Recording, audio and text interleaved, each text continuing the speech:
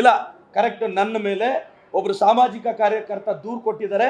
ಆ ದೂರನ್ನ ತಾವು ಸಂಪೂರ್ಣ ಓದಿ ಅವ್ರು ಏನು ಹೇಳಿದ್ದಾರೆ ಗೊತ್ತಾ?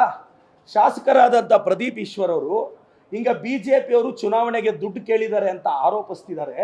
ಸೊ ಈ ಹೇಳಿಕೆಯನ್ನ ಆಧರಿಸಿ ತನಿಖೆ ಮಾಡಿ ಇಂಥದ್ದು ನಿಜವೇ ಆಗಿದ್ದರೆ IT ವಿರುದ್ಧ ಅಂದ್ರೆ ಇನ್ಕಮ್ ಟ್ಯಾಕ್ಸ್ ವಿರುದ್ಧ ಕೇಸ್ ದಾಖಲಿಸಿ, ಬಿಜೆಪಿ ಆ ಸಂಘಟನೆ ವಿರುದ್ಧ ಕೂಡ ಕೇಸ್ ದಾಖಲಿಸಿ ಈ ಹೇಳಿಕೆ ಅವ್ರು ಯಾವ ತರ ಹೇಳಿದ್ರು ಅಂತ ನಾನು ರಾಜ್ಯದ ಜನತೆಗೆ ಹೇಳ್ತೀನಿ.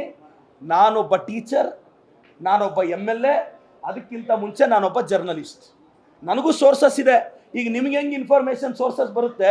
Always information gathered from sources. ನನಗೆ ಮಾಧ್ಯಮದ ಸ್ನೇಹಿತರು, ಕೆಲವರು ಆಂಗ್ಲ ಚಾನಲ್ ರಿಪೋರ್ಟರ್ಸು, ಕೆಲವರು ಅವ್ರಿಗೆ ಗೊತ್ತಿರೋರ ಪ್ರಕಾರ ನನ್ನ ಸೋರ್ಸಸ್ ಕಲೆಕ್ಟ್ ಮಾಡಿದ್ರೆ ಏನೋ BJP ಅವ್ರು ಫಂಡಿಂಗ್ ಕೇಳಿದಾರಂತೆ. ನಾನು ಸೋರ್ಸಸ್ ಇಂದಾನೇ ಇನ್ಫಾರ್ಮೇಶನ್ ಹೇಳಿದ್ದು. I am A journalist.